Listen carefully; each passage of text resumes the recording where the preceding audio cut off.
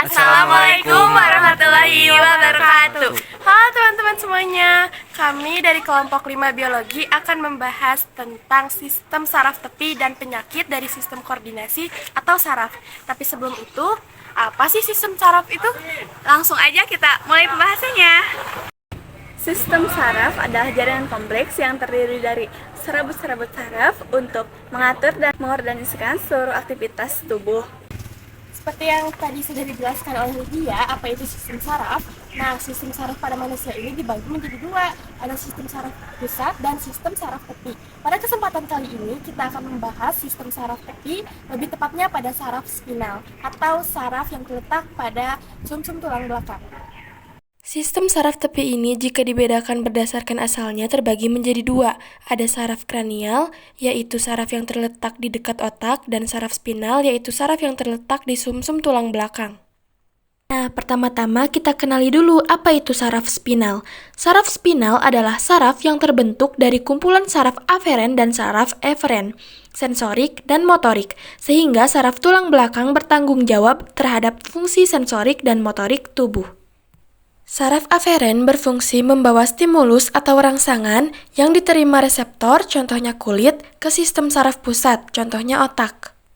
Sedangkan saraf eferen berfungsi membawa informas dari sistem saraf pusat, contohnya otak, menuju efektor, contohnya otot.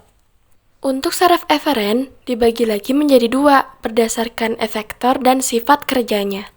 Yang pertama ada somatik. Efektornya adalah otot rangka atau otot gerak, dan sifat kerjanya bisa secara volunter atau secara sadar, dan bisa juga secara refleks atau otomatis. Yang kedua ada otonom. Efektornya merupakan otot polos, otot jantung, dan sel kelenjar. Sifat kerjanya involunter atau secara tidak sadar. Saraf otonom dibagi lagi menjadi dua. Yang pertama ada simpatik, bereaksi ketika kita dalam keadaan terancam, panik, atau was-was. Tujuan kerjanya adalah memberikan respon tubuh ketika ada ancaman. Respon yang diberikan berupa bertambahnya detak jantung dan memperlebar saluran pernapasan. Lalu yang kedua ada parasimpatik, bereaksi untuk menenangkan dan mengembalikan kondisi tubuh ke kondisi normal setelah efek dari simpatik tadi. Respon yang diberikan adalah menurunkan denyut jantung menuju normal, mempersempit saluran nafas. Di sini ada tabel perbedaan saraf simpatik dengan saraf parasimpatik. Saraf spinal ini berasal dari pemanjangan sumsum tulang belakang melalui pembukaan di antara ruas tulang belakang.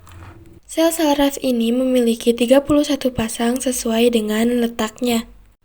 8 pasang saraf serviks atau leher, 12 pasang saraf toraks atau perut, 5 pasang saraf lumbar atau pinggang, 5 pasang saraf sakral atau pinggul, dan 1 pasang saraf koksigeal yang terletak di tulang ekor.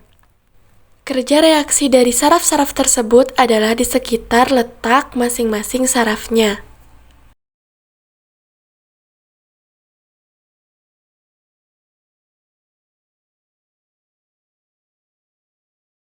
Jadi itu dia penjelasan dari kami untuk materi yang diberikan oleh Ibu kepada kita.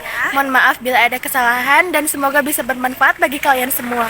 Wassalamualaikum warahmatullahi wabarakatuh. Dadah!